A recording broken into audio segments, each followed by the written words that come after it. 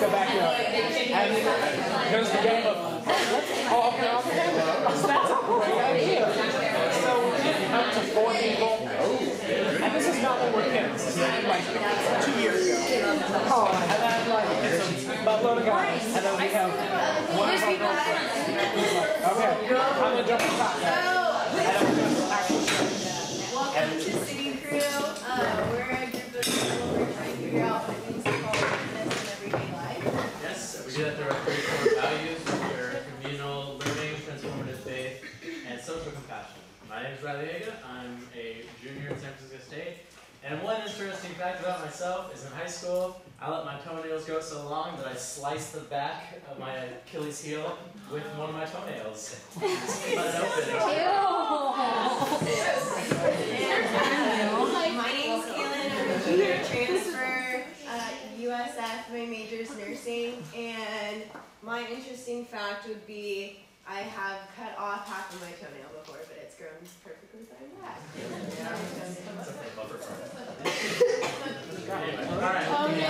Alright, so what you guys need to do right now is get in groups of like 3 or so people and tell them the most embarrassing thing that has happened to you this semester so far. This semester?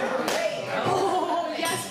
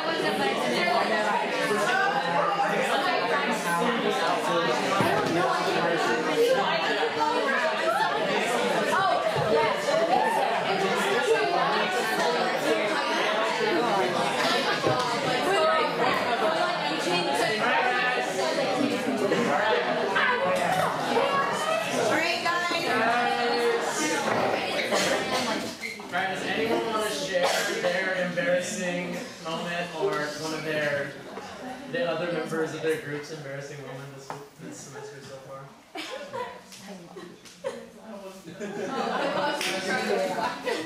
Anyone? Alright, well Bradley has one to share. I have one. So Let's start. So I was working at a coffee shop earlier this year, or this semester, and one of the days I was closing, this woman came in at the very end of the shift, like we were right about to close. And she asked for a drink, and I said, okay, well, we're like closing in 2 minutes, so I have to make it to go. And she's like, oh, okay, well, I'm just gonna leave. And she like walked out the door. And I turned around to my boss, and I was like, ha, I just scared her off. And he's like, oh, it was probably that huge booger that you have on your nose. And I was like, oh. It might have actually been a scare off. Was it like in your mustache, or was it like? It was like dangling out of my nose. Sometimes I know.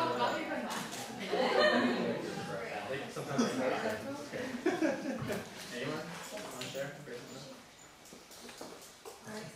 So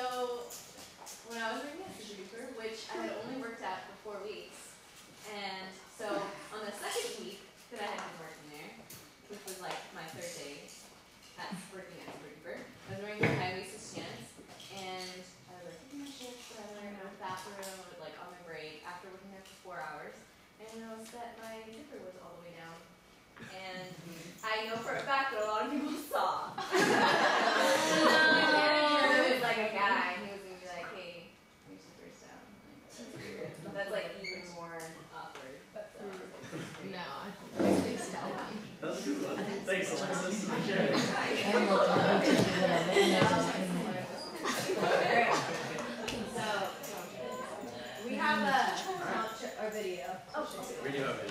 Yeah. Aww.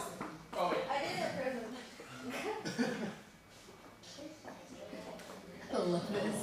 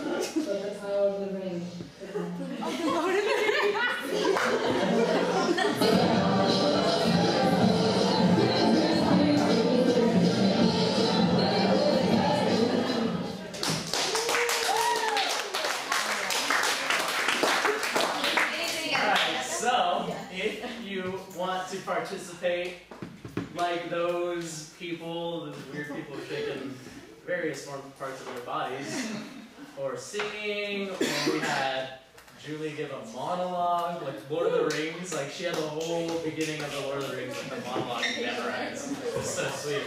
So, if you guys want to participate in our talent show, start practicing, and we have sign-ups over here somewhere in the back. We'll have it up here afterwards. So you can sign up, and prizes I hear are going to be fairly legit. So, yeah. Alright, and Fall Retreat is this weekend, so everyone gets super, super stoked about that. I'm going to go ahead and invite up Chris K for further details. Alright. A couple things to let you guys know. This is the handout for those of you who are going. Things to know for visiting groups. If you guys would like a copy of this now, if you're going, we'll have some out. If you just want to grab it once we get there, great. Let's see. There's a packing list on there. It's YMCA, and on top of that, it's BLM land. If you know anything about that government organization, super strict. So strict, no alcohol, no weapons, no smoking policy. What's that?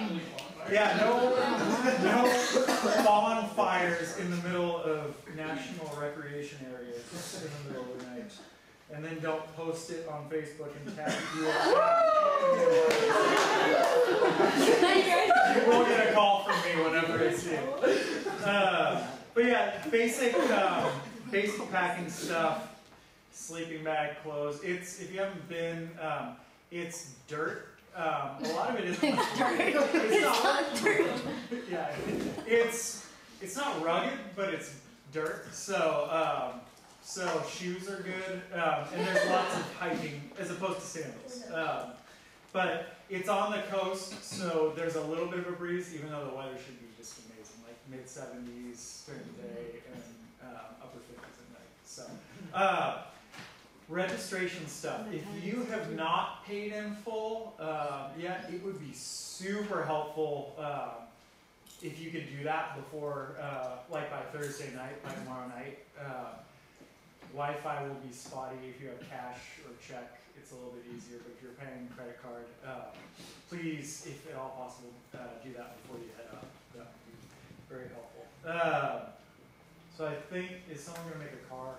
driver announcement, or am I doing that? I think you're doing Sweet. There is a sign-up sheet for drivers right there.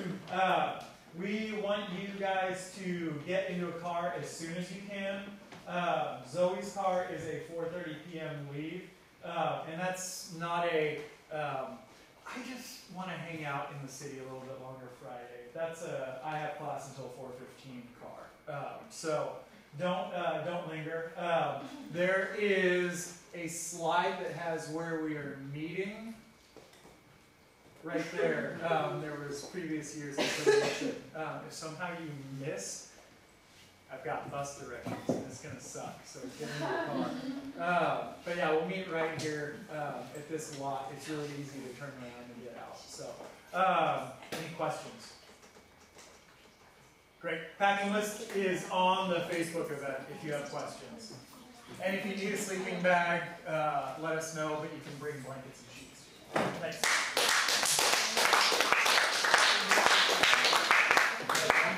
Oh no. Okay. Costume dodgeball tournament. So every year at San Francisco State, they have a costume dodgeball tournament in the gym on Friday, October 23rd this year at 7. $5 a person per team. And look, I participated in this last year on a whim. Caleb made me do it. Okay, so right here we got Rodney, Sam, myself, Albia, this guy. Prescott.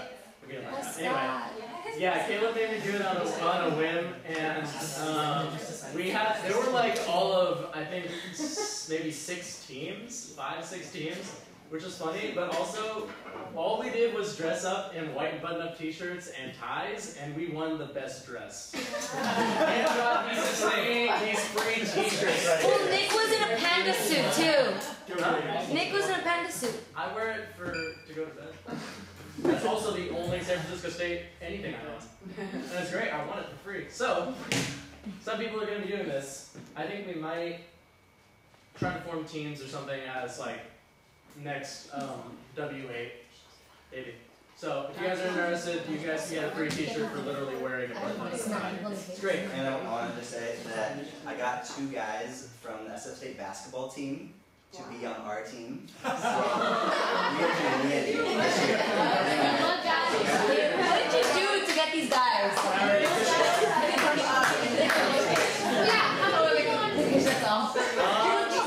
I think it was like, I think we were on the team at the time, 5 or 6. 6 people per team. 6 people per team. So $5 a person. Yeah. What is this? Alright, and as you know, I'm not too sure about this Sunday, but everybody who's not going to Fall Retreat, we gather at Subway on campus at 9:30 in the morning, and we all go together. So we're just situated together, and we save spots and everything. It's pretty cool. So we have like our community that goes along. And every once in a while we go get the same taqueria and go chill out at Dolores Park and watch other people smoke weed and drink, and then we sit out in the sun. We don't smoke weed and drink, we just watch people do it. It's Dolores Park. So small groups. We have a couple small groups going on right now. Small groups are just like a smaller group of people where we can come together and just like live life together, just get really close with like a small group of people and study the Bible together, just grow closer to God together. So we already have a couple small groups running. We have an underclassmen guys. We have 2 upperclassmen guys running. And girls, we have every year. I think sophomore and juniors are combined. But yeah, you guys can get plugged in on Facebook and sign-ups are over. Sign-ups will be over here. It'd be great. Come join us, Mom. Alright, and now I'm going to not talk about outreach, but Kyle, it's for you. Hi. My name's Kyle. Outreach is something we do as city crew, and it hasn't been announced from up front yet. So I wanted to take like 2 minutes really briefly just to talk about it. Outreach is it's kind of a big word, and there's a lot of different kinds of outreaches you do. So you're like, what does it mean to do outreach at SF State? Well, city crew starting next week, we want to have it open for any student at 12 o'clock on top of the health center. We meet, and essentially we take about an hour and a half to have a concentrated time to go out in pairs on campus, and we use a number of different techniques to get into conversations with students on campus about deeper questions of life. And so you might be thinking, like, that sounds like the worst possible thing to ever do for an hour and a half at SFT. I promise you that even if you've never done it, it's a really, really cool experience. And my caveat is if you never come, the first time I always say you don't have to say a word. You get to come with someone who's gone before. Really the purpose is we really value hearing what our campus thinks about stuff. And actually I've seen time and time again, when we engage in just open conversations about life, it's really cool kind of what comes from it. So yeah, whether you've never gone before and you're like, that sounds terrifying, or you're like, actually I'd really, really like to try that. This Tuesday at 12, staff will be out there and hopefully a number of you guys. So yeah, really, really fun time. This week, for instance, I actually went out. I met a kid from Germany who, when I told him I was part of a Christian club, he said, "Oh no." So that was the first conversation. I had two other conversations with people that were super, super sweet and made some new friends. So yeah, come out this week, 12 o'clock on Tuesday.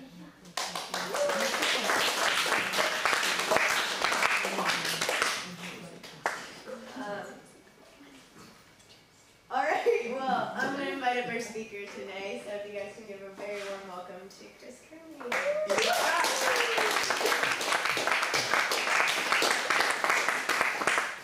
All right, so we have been doing a little bit of a series. You can do it for a little bit. Jesus meets us in our healing. And tonight we're going to talk about everyone's favorite topic. You guys ready for it? Shame. It's rough. That's why I had you guys do embarrassing moments for the icebreaker, because those can be humorous ways to talk about it. Lighthearted, but shame is a really, really powerful thing. So we'll be talking tonight about how Jesus meets us in our shame. Shame is like guilt, but like run through an amplifier and then played super loud so everyone around you can hear it and knows just how messed up you are. Shame is the experience of other people knowing the things that you would like to keep kind of hush-hush. I mentioned a couple weeks ago that just by default humanity needs to be a part of something. Like, we need to be connected to something bigger than ourselves. We need to be connected to community, to have deep, meaningful relationships. And that's why shame is so powerful, because it plays into this need that we have and completely turns it on its head and basically excludes us instead. Julie! Happy birthday! We're talking about shame.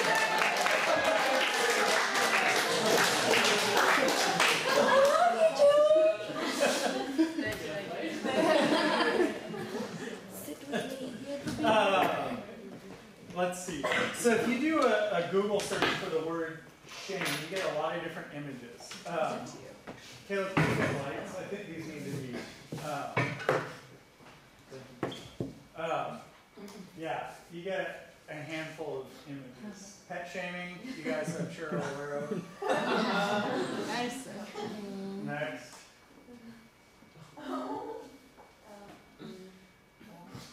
Alright. Back on space. That's just wrong.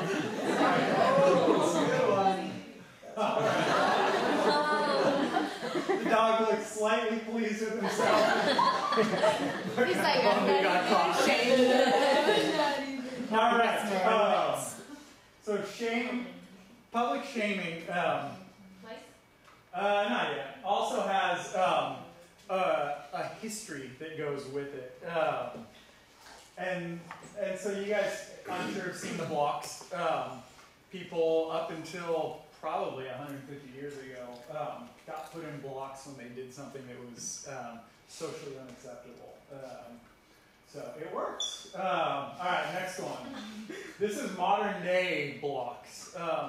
Certain courts decide to order people that have done some offense to sit out on street corners with signs professing the terrible things they've done. I'm sure some of you guys are feeling a turning in your stomach, like, wow, that sucks, that's pretty rough. All right, next one. And here are parents treating their kids wonderfully by having them stand out in the street. So, is there a blank one next? No. Okay, don't do, yeah. So shaming can be paralyzing. Again, turn up. Shame on you, Brian. Shame on you. But yeah, so shame has this amazing ability to just overpower us, to run us into the ground, to make us feel like we're nothing. And that's why, for a lot of people, it's really hard to be open and honest. It's hard to be vulnerable. And so, let me make sure this is the slide I'm thinking of. Yeah, shoot. Well, I had this funny joke before that slide went out that you can go ahead and play or show. Yeah, there it is. I was going to make a joke. You can turn on the lights again. That I was going to do a confession that I love high school movies. And Easy A has been my high school movie of choice. Yeah, it is really creepy. Especially because I graduated high school probably the year some of you were born. Yeah, definitely. Switch to the other side. So there it is, my shame. But have you guys seen Easy A before? All right, Yes. it is amazing, like the story, the way that it works around this idea of shame. She more or less did nothing wrong and pays a pretty significant price for it because of the way that people perceive her to be and the way that they treat her. Another great movie example of the way that shame plays out, 8 Mile. It's a little older movie, but kind of at the end, rather than allowing his story to define him as a negative thing, basically goes and just says, yeah, everything that these guys are saying is true, and let me tell you some more about how messed up I am. And so there's a real sense of the ability to overcome shame when we're able to own it, when we're able to own our mistakes, our place in life. But it takes, honestly, almost a superhuman strength oftentimes to do that. It's something that I am not willing to do. And it, some people can do it, but I think the majority of us are kind of scared of it. So I'm going to give you guys a funny, actually not so funny, wonderful experience that I have with shame to kind of set us up for this next piece. So this was before anyone's time on staff. Catherine is part of a ministry here called Epic that's a part of Crew that works specifically with the Asian American community. So this is, like 7-8 years ago. I have a good buddy who's like pure metrosexual, like white as can be, like he fits in Santa Monica really, really well. And he decided to leave Crew's side of his work in LA and join staff with Epic. So he sent out an email basically announcing it. I responded to his email. I joke crassly and coarsely sometimes. I made a joke that I wouldn't consider racist, but I would consider very insensitive. And my new phone had a default of reply all instead of reply. So this email went out to my whole region and the entire National Epic staff, which was unfortunate. It was unfortunate that it happened, but more unfortunate was that my immediate response was to make jokes about things like that. And I look at that now, I look at it from immediately after it happened, I'm like, first of all, I shouldn't have said it. But second, like, for a culture that so often gets kind of shoved to the quiet corner and doesn't have a voice, how terrible is it that someone that holds a position of leadership in the organization is joking like that, and it just happens to come to light because of an email mistake. So that was one of those things where I got to do a huge apology and meet with the national director of Epic, and, all that kind of stuff. And yeah, it was made easier because I'm good friends with all those guys. But it hurt, like it sucked. And I know that it reinforced cultural expectations from the Epic side about the way that white crew staff interact with them. So that was a pretty significant moment of shame for me. Big ministry failure. So tonight we are going to go into a small group kind of scripture study a little bit about shame. We're going to look at a story from John 8. It's titled "The Woman Caught in Adultery," and it's a really, really interesting story.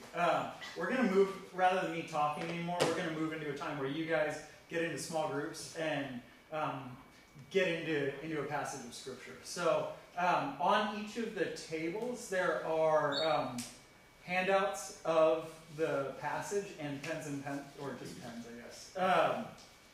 So I will have you guys break out into your groups. Yes? I think we should number off. You want to number off? Yeah. Okay. It's so difficult. Easier, you could Just point and count. How many groups can we do? I mean, we could do like 8, maybe? So just Yeah. count 8. All right, let's do 8. 4.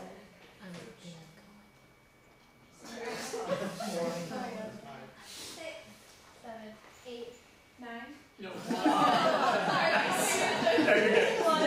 2, 3, 4. 5. You guys can do So you guys are 5. 6. 7. Sorry. 1, 2, 3. 4. 5, 6, 7. 8, 7, 8, 1. 7.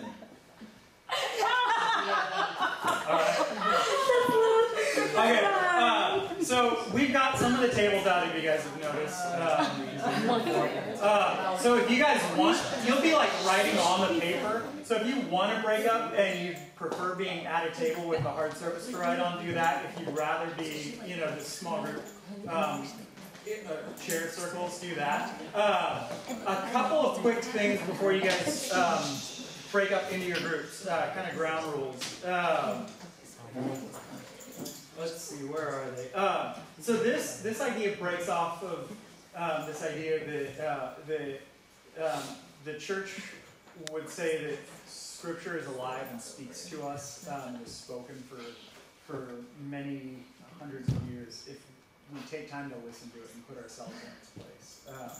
So go in expecting to learn and to hear from this time. And the second thing is ground rules. There are people that come from a variety of different faith, cultural, socioeconomic backgrounds, and we don't all use the same language. So when you guys go into this, for those of you who have a Christian background, if there's a word that would have a religious tone to it, think before you use it, think, would I include this in an essay I write at San Francisco State? And if not, then talk about it, use the definition of the word, if that makes sense. So we want to use kind of lowest common denominator language so that everyone can connect with what we're going after rather than trying to have to unpack a bunch of language. So, is that good? Yeah. All right, let's start in the back by where Caleb is. You're an 8, right? 7. You're a 7? Okay. Well, how about this? We'll just go 8 at that table, 7, 6, 5, 4, 3, 2, 1. And if you guys don't want to meet at tables, feel free not to. No, just 2. I'm like, wait, I'm 1. Yeah, I'm confused. what number are you? What number are you? 1? Are you a 1? Are you a 1? Were you an 8? 1. Happy birthday, Julie. Yeah, 1. I'm struggling today. Alright. I'm a 1. I don't know where we're supposed to go though. Yeah, I think so. 1. Right here. 1. We just don't know where to go. But here's 1? Yeah, 1. Okay, 2. 2. I'm just gonna steal this chair. Alright, I'm going to have you guys go through some guided questions. First, I want you guys to take each thing you shoot, read through it a couple times on your own. Bradley, that's your fault. I saw that. It doesn't matter. So take time and just read through it. Read through it 2 or 3 times before you say anything to the rest of your group. And while you're reading it, try and get into the story that's going on. I've got some prompts up here. Try and visualize it. Get into the story. What if you were in this scene? What would it look like? What would it smell like? What would be the experience? What's going on in each character's head, heart, mind, body, that kind of thing. And start circling, drawing lines, writing questions. This is a time where you can just dive into it and just, there's some interesting stuff going on there, some really significant stuff that's just below the surface. So if you have a question, write it down. And then after a few minutes, I'll have you guys get into your groups and start kicking around ideas of what popped up, what questions you have, any insights that are coming to you. So, there you go. Yeah, just take time again to read through it a couple times on your own, and just mark up the sheet with anything that stands out, anything you like, dislike, questions you have, anything shocking or mysterious. So, go ahead and read, and I'll have you guys transition into conversation in a couple minutes.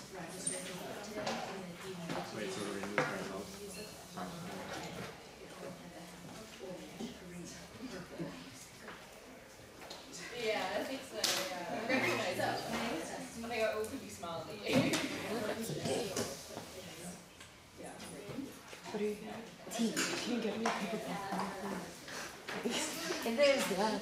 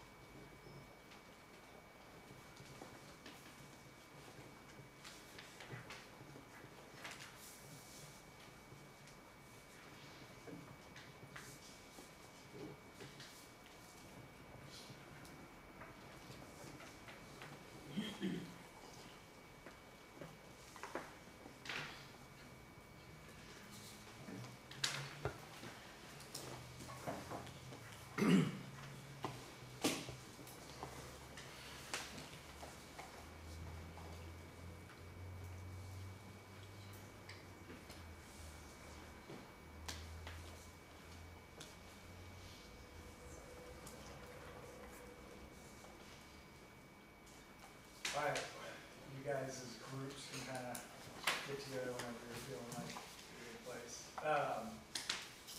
Just for fun, I'm going to throw out a reference to Exodus 31:18. If any of you have Old Testament scripture reference on your phone. I need to talk louder. If you have an app on your phone that has Bible or that kind of stuff, Exodus 31:18. Take a look. You may have to putz around a little bit to make a link. This is Old Testament, isn't it? I don't think so, because it's Jesus. Oh, Exodus. No, Exodus. I thought you were talking about this. I was like, I'm pretty sure that's the second there, but no. No, I'm like, Jesus is there. Shira. Yeah. My favorite passage is just so like all of John. It's just so much. And almost not more popular. And he gave to Moses when he finished speaking with him on the mountain. I love popcorn. Popcorn, I can eat so much of it, but it's just air. Because it's like you see little kernels in there. It's just Just like eating Do we know all of each other's names? I'm just going to run a circle. So my name is Kaylin. Real X-Files. I'm all, yeah. Oh, yeah. We have a very small group. Yeah. Well, in exchange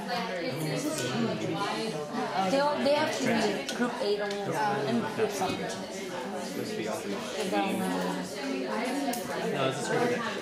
But it's also, it's like, well, it's because like there's like a bunch of right there, so it doesn't sit.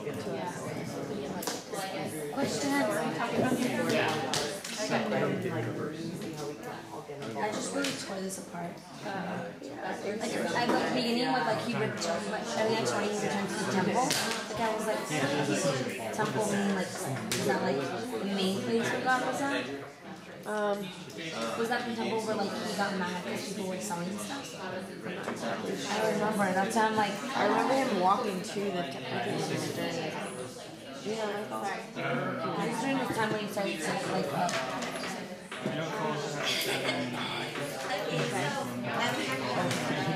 I'm like trying to think of the God movie too. Yeah, because that's where I saw it. The Passion of Christ. Although it was right there. Oh, Passion of Christ was like. I watched it when I was little. I was just like. I know, I watched it when I was little too. Oh really? I was scared. I watched it because like my parents like had Bible study and it's like I didn't write anything. I watched it. No, we weren't supposed to, but I've watched it. Yeah, I know. Every Easter I always watch like the Passion of Christ. I like I'm just like. In the temple. I mean, if Jesus is like I think what's the easy one is when you like it. well, no, there's a crowd following him. The crowd, we could have gone to just going to the temple and this crowd is too crowded. Or we can also include what's interesting shopping experience.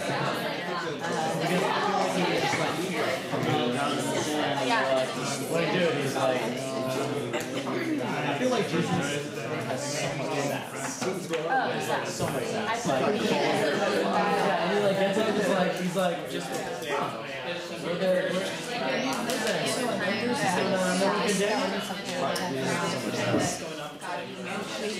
Think of it.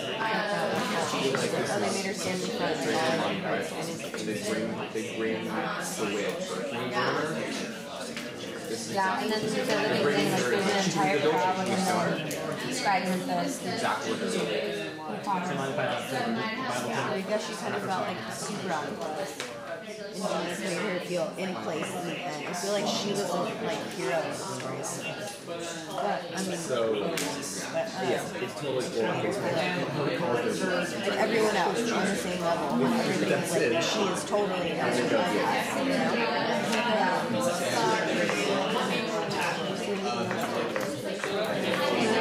think the Pharisees were trying to get, I don't know, I think Jesus was meeting staff because they were trying to stump with a test. Just kind of dumb. I think this act definitely, or when I think about it and stuff, I'm like, okay, like, Jesus definitely, obviously, like, forgives and stuff, but he also doesn't, he doesn't, like, I didn't know when he said, but do not sin again. like, people on different pedestals, like the rich and the poor, and like, everybody's like equal almost, you know. And you guys get the same.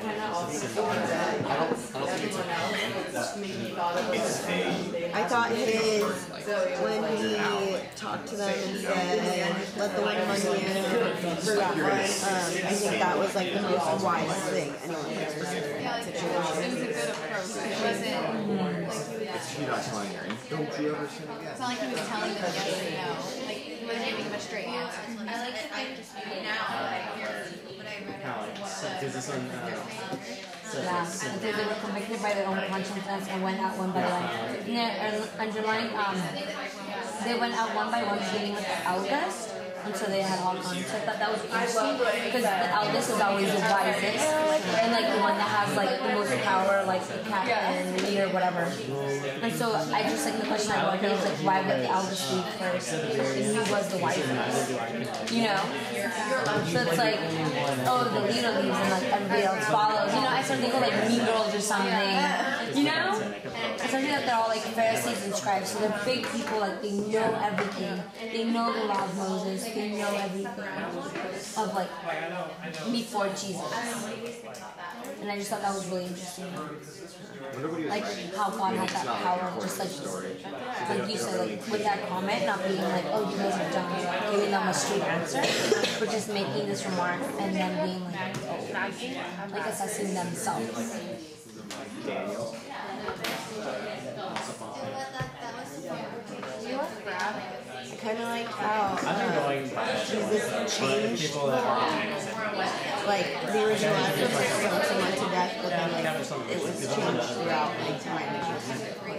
I kind of like it because I feel like not really like the Bible's being changed, but the whole entire.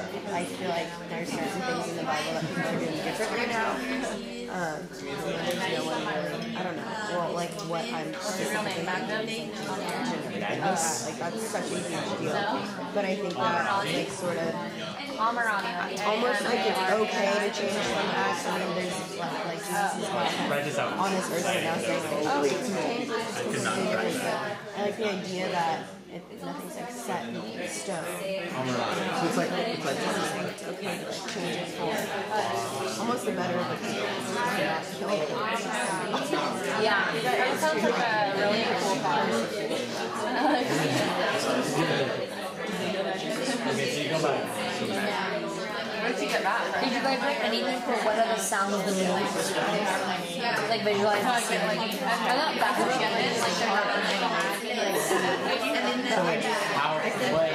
Why did you finish Like everybody like looking in like a wow circle, like a huge crowd and just them two. Just because no one can ever see it's like almost call a scene.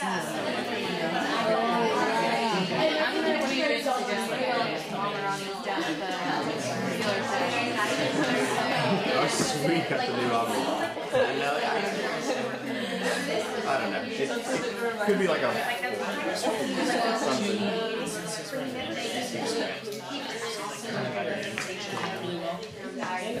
Dance rat, pretty boring, right? Mad. So, Mad Dog. I used to be obsessed with Hillary Beth, and I have to find her over 1,000 times. If you have any other questions about that, I wanted my life to be mad, like crazy, but also my for Hillary Beth.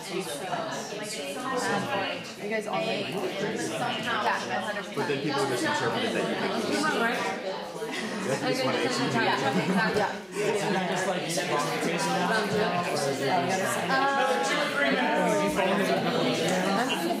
I'm like official. Oh, well, we can sign up like this.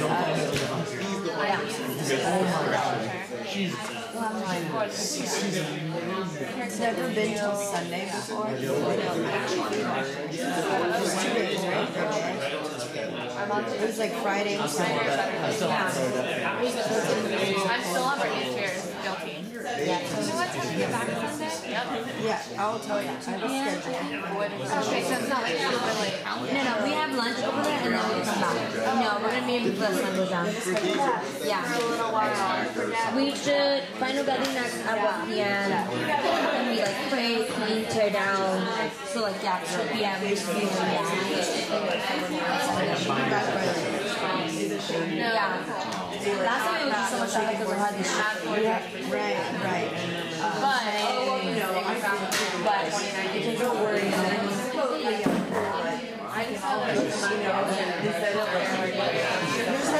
Oh yeah, mine's like 1. Yeah, it's in the one, but I'm saying like My wrap up. I took one wrap up and then we have all I'm in this space where like I really want to look at Exos and I'm like the ordinary girl. It's hard. I'm like trying to figure out how to target him, and I know that he goes to a church that sometimes like where the What's the last one? When the Lord finished speaking to Moses on the Mount Sinai, he gave him the 2 tablets of the covenant law. The tablets of stone inscribed by the finger of God. yeah. The only thing that like was great is probably like when Jesus began to write this thing and then that's when yeah. I think it's interesting that nobody really focused on like what he was writing. You know, like even in movies or like writing. Alright, 30 seconds to wrap up. Last thoughts. I know, yeah. And he does it twice too. There's 2 when he's like, no, right? Paying attention, but not. To his response. What God is doing. They made the same approach. Then they made themselves look like fools. And so it's like a retreat. Oh, bring it back to the Caleb and I spent like all morning trying to figure out all the things. But I'm helping the Oh, so then they might have good grounds for RPG play, and I was like, you guys Alright, let me pull your guys' attention back together. We don't need to regather, we can hang out there.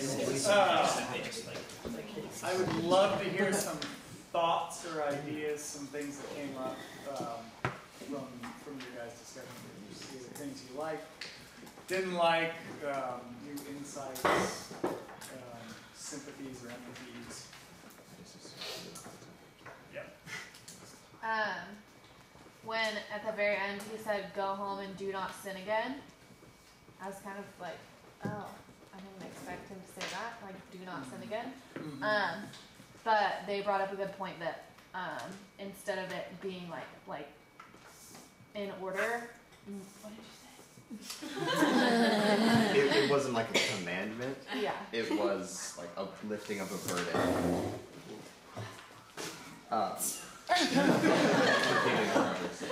And she's like, Don't close it again. It's like a freeing moment.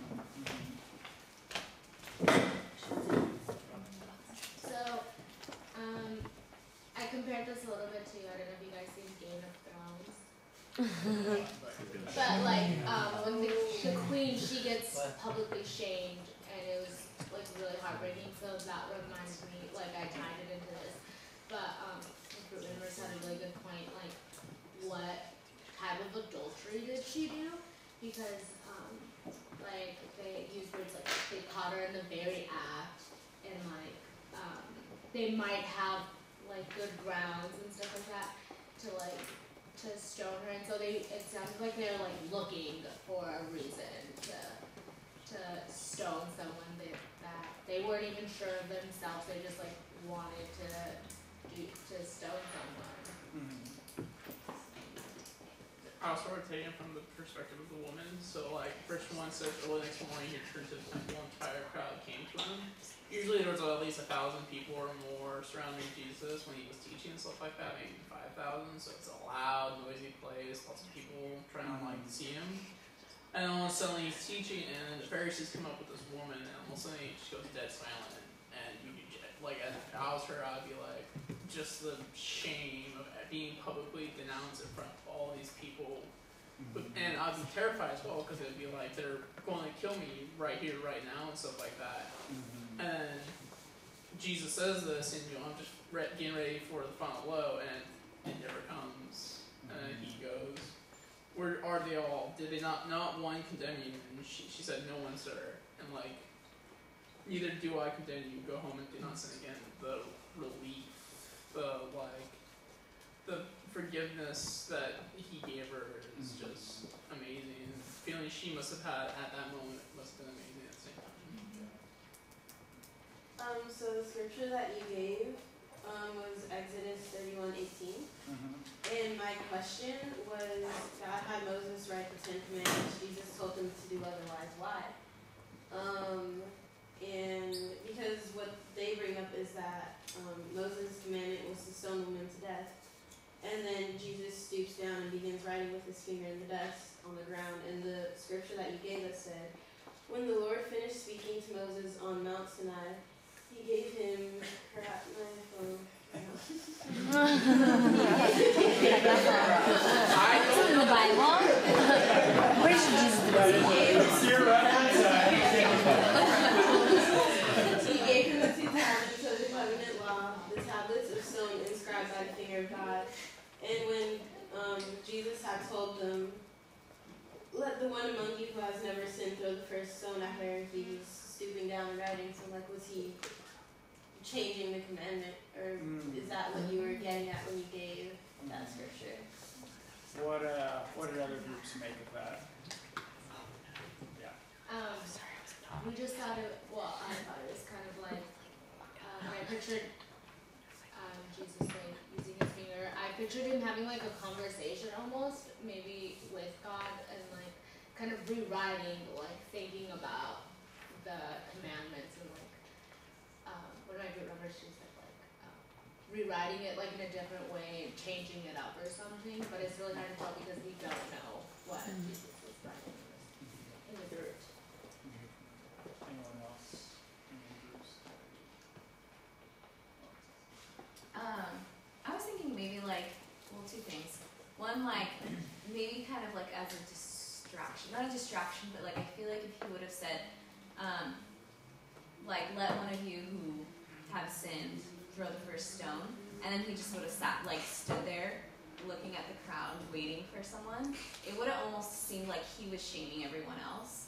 Whereas instead of like waiting for someone to throw the stone, he knelt down and he knew already. Like, it was almost like he knew no one was going to be able to do that.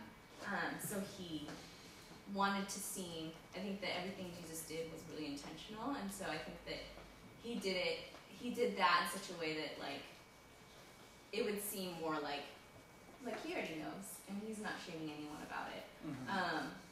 That, and like also I think of like the fact that they didn't tell us what he was writing in the dirt, I think was interesting, because it's like maybe we're not supposed to know, because it would distract us from like, you know what I mean, like if it did say, almost like it doesn't matter what he was writing, like it's more of just like the fact, it would stray away from the point of the story, which is that no one threw the stone.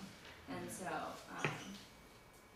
like the fact that they didn't tell us, like everyone else in the crowd was probably wondering too, like, what is he doing, what is he writing, but like it doesn't say, which I think is super interesting, because I think everything is in the Bible is pretty intentional.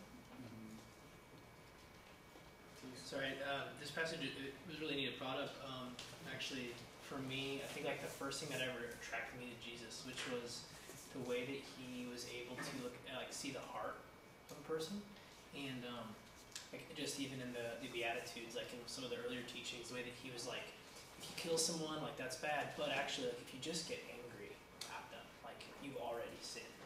And I just really feel like in this passage again, like he talks about earlier, I guess, too, like how all the sin of mankind comes out of the heart. And I feel like he's really bringing to light that situation here. Like, it looks so different on the outsides, but like Jesus, who like sees the true reality, in this case it's like, whoa, if you see it at the very heart, he wants everyone to see that like we all have this common thing, whether you're the shamed woman in front of these 1,000 people or you're, the Pharisees. that's just like, it was really cool because it reminded me of like what first actually ever drew me to Jesus. So cool. We talked about in our group what we thought was really interesting, the shift of shame in the story. Like at first it said like the Pharisees brought this woman up and like made her stand in front of everyone, but the shame kind of flips its head when after Jesus says, let any of you that are without, like the first few that were without sin throw the first stone, and everyone kind of just stands there, and it says they were all like convicted of by their own consciences and went out one by one. So like, but the shame kind of flipped from the woman to the people, and they started to kind of feel ashamed of themselves for bringing this woman there and attempting to stone her, and they all just kind of teetered out.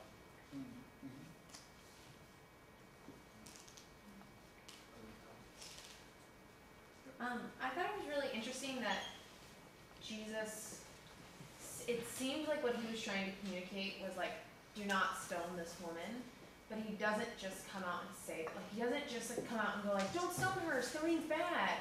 He like asks questions and he somehow makes statements, yet doesn't say those words, and then people come to the conclusion on their own, which is just very, I don't know, I can't really wrap my head around like how people got to that conclusion through the questions he asked. It seems almost like mysterious that they came to that conclusion.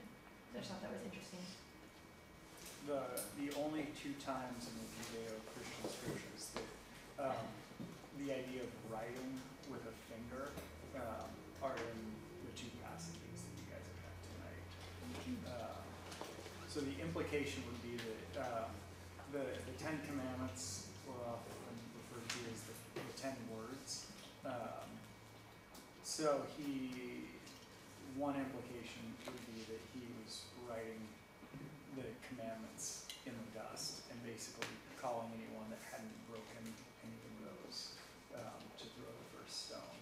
So it's an interesting way to work around that. It's obviously it's a jump of a few thousand years of history, but I think that's one of the major implications of it. So. Any other concluding thoughts? Yeah. I thought a cool part at the end, it just kind of came to me as I read it again. When he says, did no one condemn you? And she says, no one, sir. And then he says, neither do I. So it kind of feels like his intention is like you were saying, to make them come to the conclusion, but it also is like he follows them in the end. He follows their act like, oh, they didn't condemn you, then neither do I. Just go home. Mm-hmm. So I thought that was cool.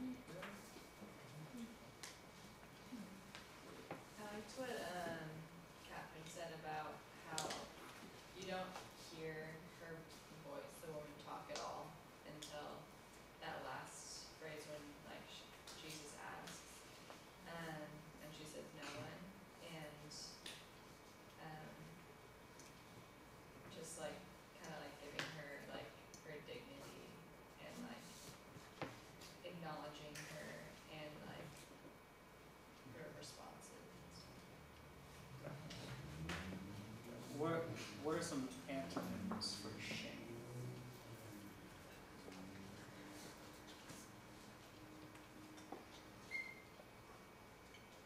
Right? Respect. Celebrate. Joy.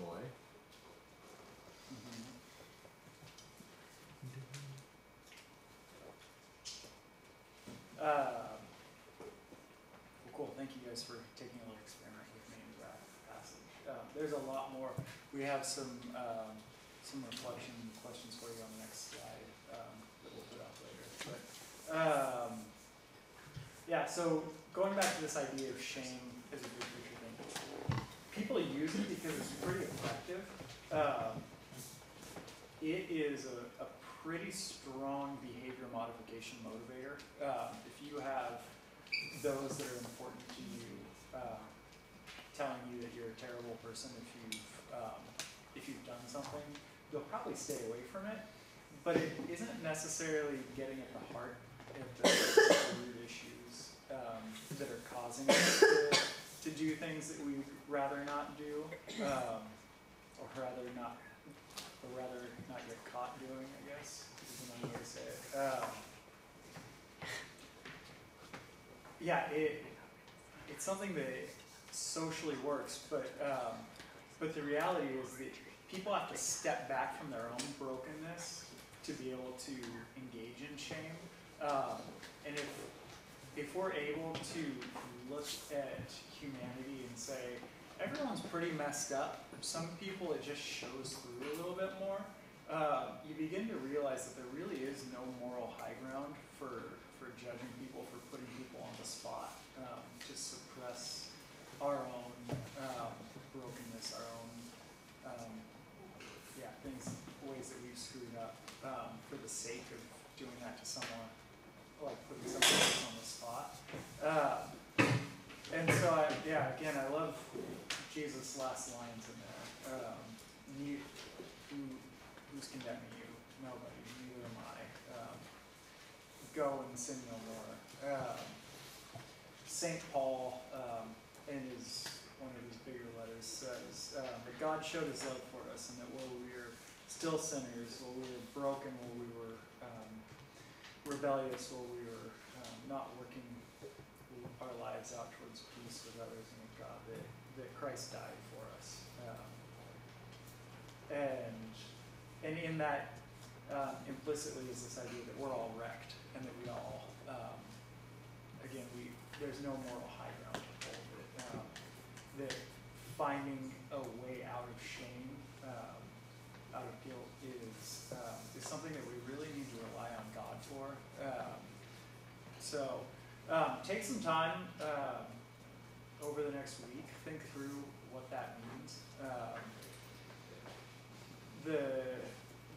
I guess the Christian tradition would say that Jesus took on our shame, that he took on all of the brokenness that was in humanity, and was publicly shamed in the midst of it, and ultimately died for it so that we could be free from it, so that we could be able to stand up against shame and say, this is something that doesn't need to be part of my life anymore. So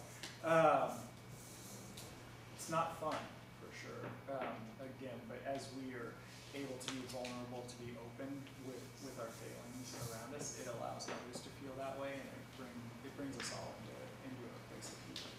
So, thank you guys for coming tonight. That's all I've got for us. Let me put up the reflection questions real quick. If you want to write it down, you can. And if not, don't worry about it. But I would encourage you guys to take this conversation out of the room with you, whether it's talking with people later on or just kind of reflecting on it a little bit. So that's what I've got for tonight. I don't know if the MCs are coming up or not. They are. Oh, we can speak.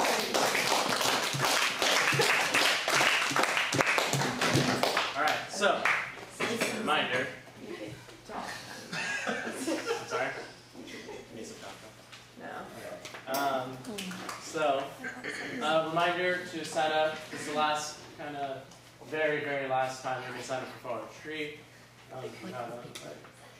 No. There's the last time you can pay for Fall Retreat. Sorry, in full, right?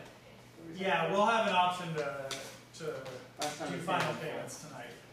If you want to sign up for the talent show, it will be on the sign-up sheet on the table up here. If you want to sign up for small groups, it'll be up there. So basically all the sign-ups are over here, located over here conveniently to the table before you walk out.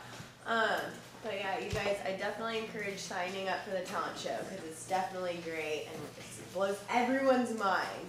I promise you. It's so good. It's just so good. I think I And then one last thing. Happy birthday to you. Happy birthday to you. Happy birthday, dear Julie. Happy birthday to you.